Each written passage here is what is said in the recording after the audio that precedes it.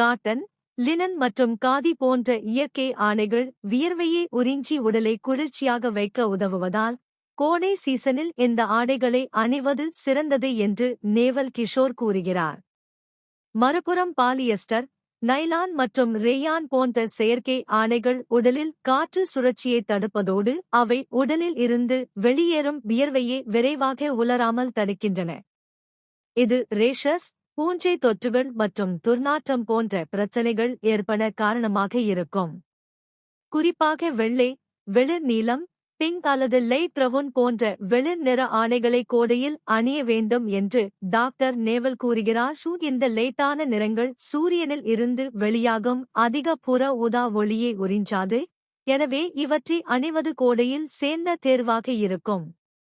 ஆனால் அதே நேரம் கருப்பு, அடர் நீலம் மற்றும் பிரவுன் போன்ற டார்க் நிற ஆடைகள் சூரியனின் வெப்பத்தை அதிகமாக உறிஞ்சுகின்றன.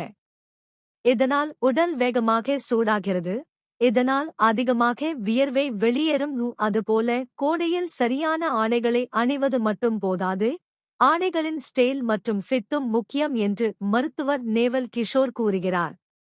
வெயில் கடுமையாக இருக்கும் மாதங்களில் தளர்வான, காற்றோட்டமான ஆடைகளை அணிவதுதான் சிறந்தது. இது உடலை குளிர்விக்கும். உடலில் இருந்து வெளியேறும் வியர்வை கூட சீக்கிரம் உலர்ந்துவிடும். நீங்கள் மிகவும் இறுக்கமான ஆடைகளை வெயில் காலத்தில் அணிந்தால் அது உடலில் காற்று சுழற்சியை தடுப்பதோடு உடல் அதிகம் சூடாக மற்றும் சரும பிரச்சனைகள் ஏற்பட வழிவகுக்கிறது.